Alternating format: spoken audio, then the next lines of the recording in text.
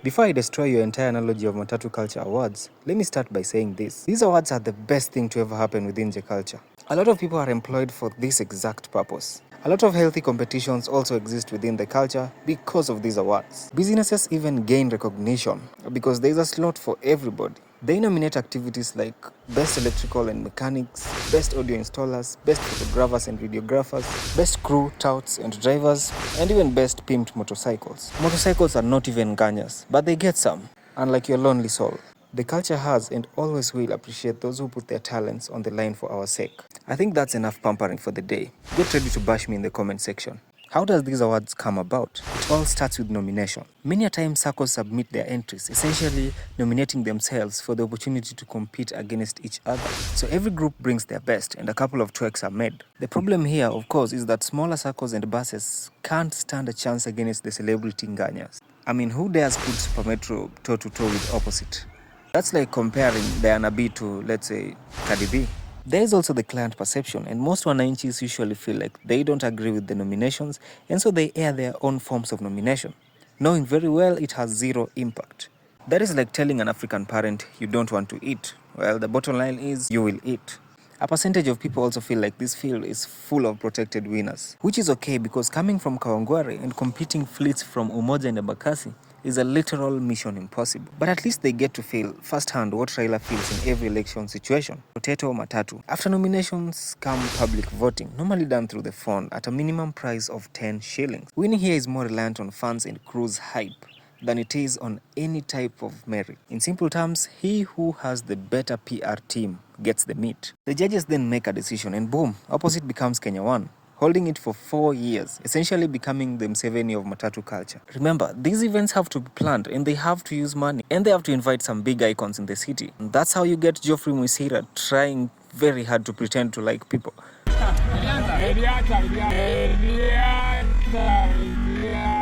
But they can't do this without a sponsor. So who sponsors these events? Look no further. It's usually the corporate brands like telcos, sound system companies, energy drink companies, and many others. Even the Matatu themselves pay for their own nomination. And whenever there are sponsors, there are beneficiaries. Every campus girl in Kenya knows that very well. The beneficiaries here are the organizers, the sponsors themselves, a few crew members get exposure, and the ordinary mwananchi gets absolutely nothing. Well, maybe your phone and your girlfriend stolen, but other than that, nothing. To cut the long story short, most people think that this is more of a business and entertainment show rather than an industry development program. Let us have a look at the winning qualifications, shall we? The topmost position for a Matatu is usually reserved for the Vin Diesels of the Matatu culture. Those who are fast, eloquent in panya routes, loud, reckless. God, I can almost feel you typing in the comment section right now. And command respect of the entire stage, blocking all forms of traffic, including that innocent Mahindi Choma guy. Cheki.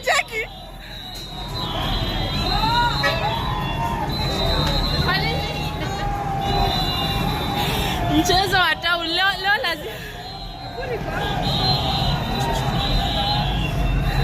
Kiboko ni ile. Au kimasi leo mmeipatia kazi ngumu.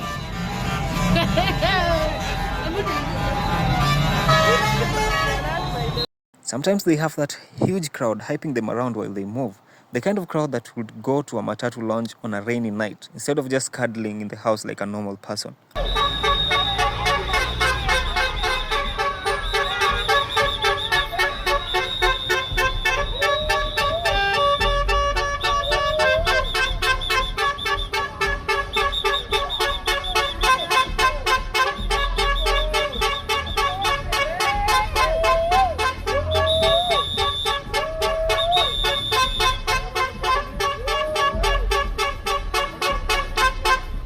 Sound Beast of the Year goes to the vehicle that is gonna make you deaf at the age of 40 years and introduce you to temporal headaches. But honestly, I'd take that any day than listening to Patanisho on my commute to work. Just picking the lesser devil here. Lighthouse of the Year goes to the flashiest and brightest one of the class, basically the one who shines the most in the dark.